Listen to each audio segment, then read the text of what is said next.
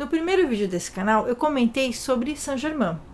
Mas afinal, quem é Saint-Germain? Quem é esse mestre ascensionado da Fraternidade Branca? Roda a vinheta que você vai descobrir.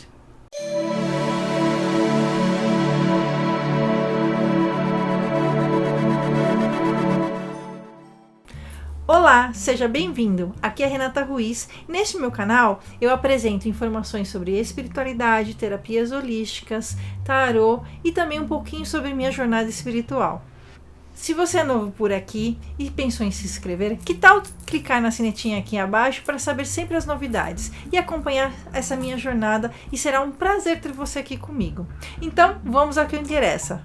Saint-Germain é muito conhecido na espiritualidade, principalmente quando o assunto é a nova era, que ele é o governante da nova era, da era de Aquário. Mas afinal, qual é a história dele? Mas eu já vou avisando aqui, o Saint-Germain que eu vou contar aqui para vocês não tem nada a ver com o Saint-Germain que apareceu na segunda temporada da série Outlander. Eu sou fã da série, gosto muito da série, mas o Saint-Germain que tá lá não tem nada a ver com esse que eu conheço da Fraternidade Branca. Saint-Germain, então, ele tem uma aura de mistério, porque há vários registros de sua passagem aqui na Terra. Mas, na realidade, a sua origem é um pouco desconhecida. Ele é uma figura que sempre esteve envolvida com acontecimentos históricos e em situações onde precisava ter mudanças, um novo insight. Então, ele sempre aparecia nessas circunstâncias. O Saint-Germain era um conde que aparentava ter mais ou menos de 45 a 50 anos. Ele sempre aparecia nesses lugares prevendo fatos, acontecimentos, ele auxiliava em algumas situações e ele frequentava sempre a corte, ele sempre estava em lugares importantes. Tem registros da passagem dele em Milão, Paris, Londres, Rússia, algumas pessoas citam até os Estados Unidos, só para você ter uma ideia da aura de mistério que tem essa figura. Eu falo figura, mas é com respeito. A sua última encarnação foi como Conde de Saint-Germain no século XVIII. Ele frequentava a corte francesa, mas antes de eu falar do século XVIII, da sua última aparição, que foi bem importante, eu vou falar das suas encarnações anteriores. Fazendo algumas pesquisas, eu encontrei algumas encarnações, umas eu até conhecia, tenho conhecimento, mas outras eu não conhecia. Uma delas foi uma encarnação que ele foi o profeta Samuel, o mensageiro de Deus, isso em 1050 a.C. Uma outra encarnação que é bem conhecida é que ele foi o pai de Jesus, ele foi São José, então ele foi responsável pela orientação e desenvolvimento do menino de Jesus. Ele também encarnou como Santo Albano, mártir da Igreja Católica. Dizem também que ele foi o mago Merlin, o grande alquimista, aquele velho mago que você escuta nas histórias do rei Arthur, que conhecia o segredo da juventude e o elixir da vida eterna. Só para citar outras encarnações, ele foi o filósofo Roger Bacon, ele também foi Cristóvão Colombo e Francis Bacon. Mas a mais importante encarnação dele foi a do século XVIII, porque é cheia de envolta de mistérios e fatos peculiares. Como eu falei, essa encarnação do século XVIII mostra Saint-Germain frequentando a corte do rei francês Luís XV. E muitos registros mostram que ele era uma pessoa discreta, muito educada e não bebia vinho, nem comia carne. Ele apenas tomava água. Então as pessoas que frequentavam a corte diziam que ele era um homem muito cortês, mas que tinha esses hábitos, que ele não participava das refeições. Aliás, ele era um homem muito charmoso. Tem até um fato interessante que eu vou ler aqui para vocês, vou contar aqui para vocês. Esse fato é o que dá a origem de que Saint-Germain realmente é um ser imortal.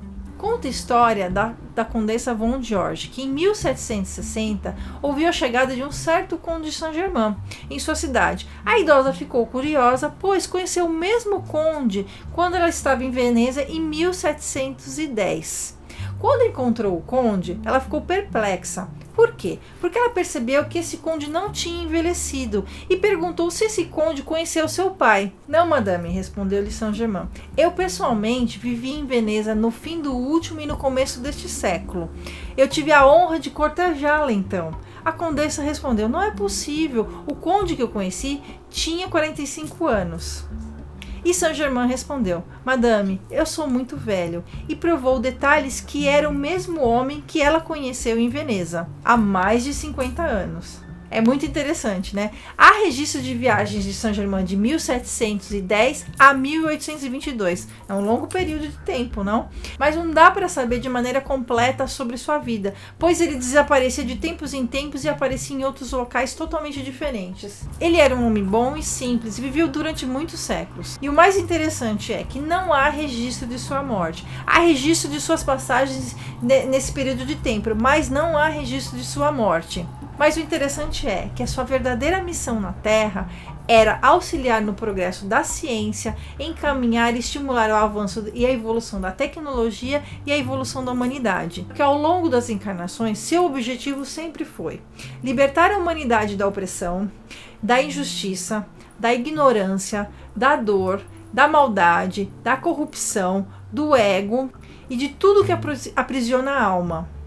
Ele era um homem muito visionário. Então, ele veio para a Terra para nos ajudar. Ele veio para nos orientar e para trazer um mundo melhor.